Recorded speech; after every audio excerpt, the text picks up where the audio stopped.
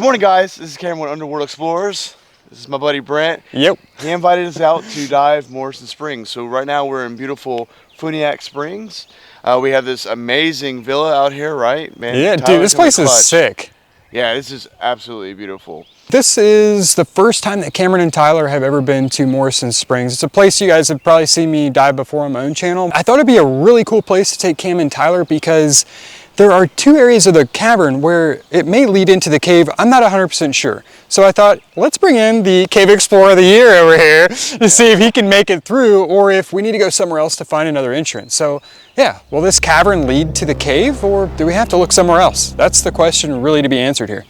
That's a good point, man. I'm actually very excited, not only because of I get to hang out with you over here in this place I've never been, but there's so much history here, right? Could you imagine what it would be like to get into Morrison and then see old line that might belong to like legendary cave explorers from years and decades ago? Morrison Springs is special for me because it's the one cave people have not been able to access for so many decades that there's no accurate information on what was even in there.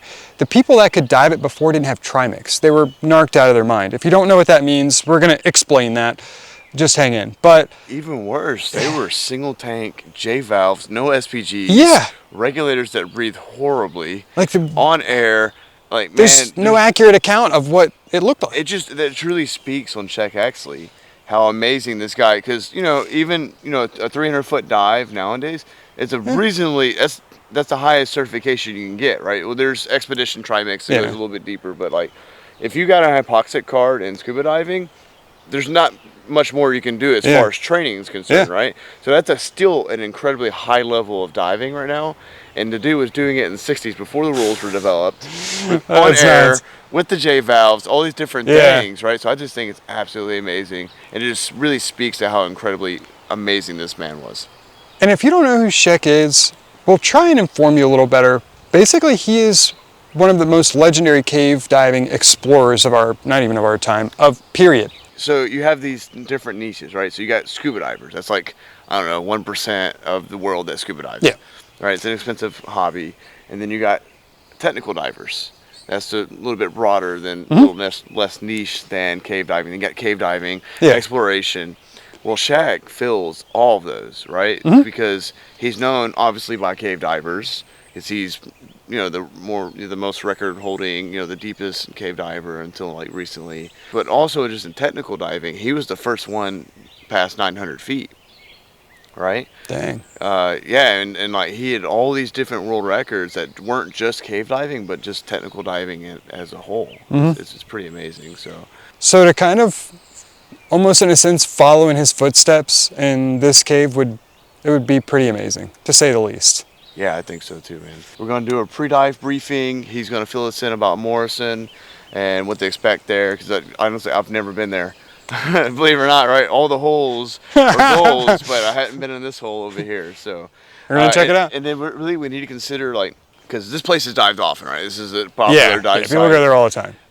We're probably not going to make it to the restriction. It's just my assumption, and we need to start considering other leads, maybe in the river.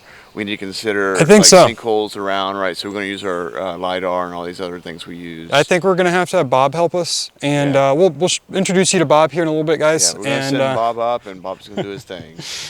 Thanks for watching, guys, and let's get to it. We'll see you on the other side.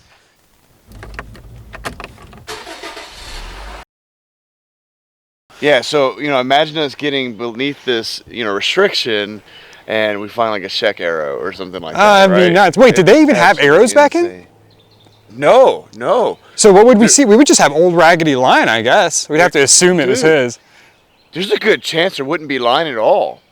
Maybe. In fact, that's a good point. We need to read Cavern's Measure List of Men, because he mentions inside that book that he got lost in Peacock, and there's a date on there. And I don't know if that's before or after this. Interesting. Right? Because, the 5 rules developed after accident analysis. Yeah. Right? So We don't know. Okay, we need to investigate. I'm going to get Caverns Measureless Yeah. Demand. I'm going to read it, and then I'm going to check out and see if there's any maps or any information in there that can help guide us further. We're supposedly big-time explorers, but we don't know the history, No. man. That's kind of sad. It is, because a lot of that stuff just gets lost from one generation to the next, so it's hard to keep up with. We're in Morrison, and we're getting ready to head down and start our estrial before our dive, and then we're going to make our way into the cavern. So we're going to do the estrial. To do the estrial, we're going to deploy our long hose, make sure there's no entanglements, right? We're going to swap to our octo, secondary air source. Going to breathe it, make sure it's breathing dry and not wet. And we're going to make sure there's no bubbles escaping from the BC or your tanks and O-ring. We want to make sure all our gear is in functioning order when we enter an overhead environment. It's a dangerous area to enter, so we want to make sure that we are as safe as possible. Safety checks complete. Time to dive. Brent, Tyler, and I swim out towards the sinkhole. Our lights cutting through the green water like headlights in fog. The adventure starts now. And there it is, the entrance to Morrison Springs. A dark opening in the earth, hidden beneath the water's surface. It looks like a portal to another world. We're inside the overhead now. That means there's solid rock above us. No straight path to the surface. The cavern opens up wide, silent, and surreal. This place feels untouched. Brent takes the lead, guiding Tyler and me towards a tunnel he spotted on a previous dive. It might be a new passage, or might shut down quick. That's the thrill. From my point of view, we slowly approach the lead, a possible way deeper into the system. Every movement here matters. We're diving with purpose and with caution. I take over and try to drop into the tunnel, but the current is brutal. It's like swimming into a wind tunnel. The water pushes back hard, roaring past me. As Tyler swims past the camera, you can see me upside down, trying to angle into the second restriction. That's a tight squeeze in the cave. The flow is wild, like a fire hose blasting straight in your face. It's intense.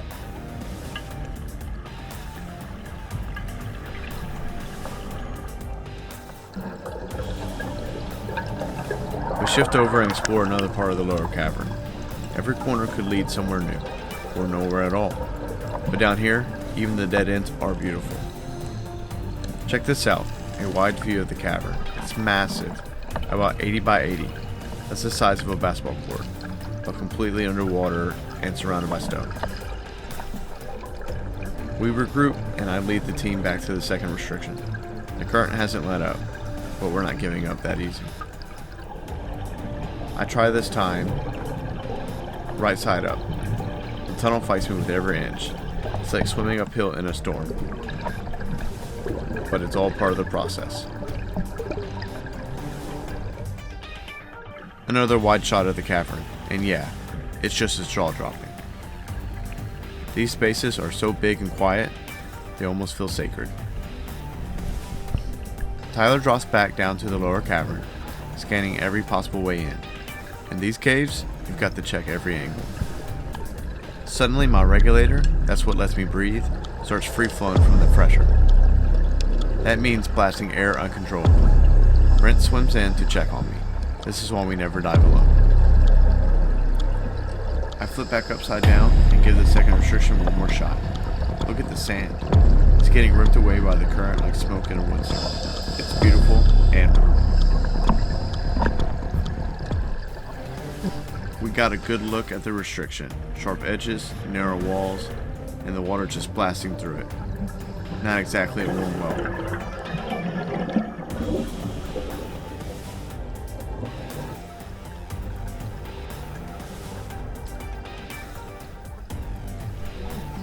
Tyler gives Brent the green light. It's his turn to take a crack at the first restriction. Let's see what this passage is hiding.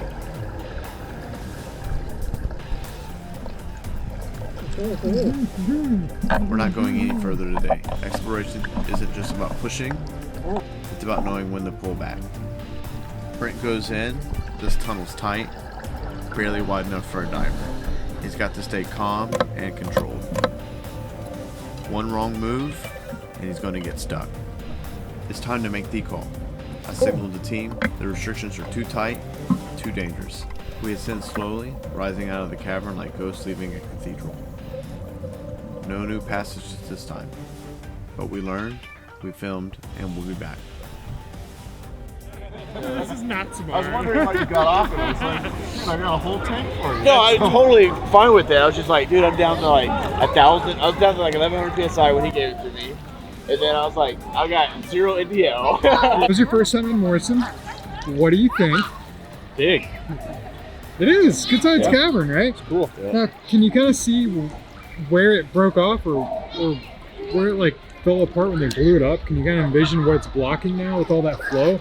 Oh yeah. Yeah, it's a shelf the size of an 18-wheeler. Yeah. You know what I mean? Like, That much closer than where I was today, like a few more feet.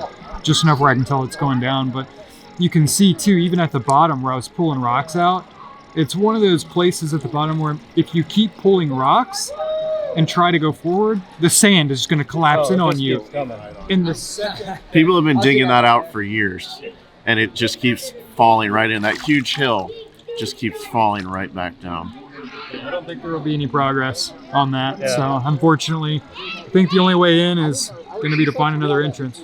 So. Yeah, I'd love to see it back in the day how it originally was. That would be amazing.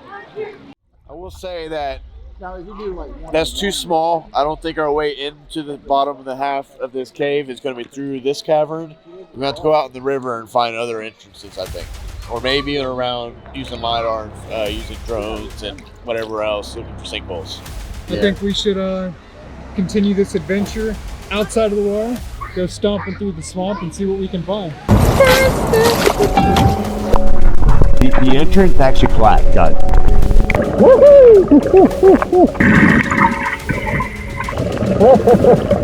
That is a crazy cool cave right there. It starts going up again and it turns back.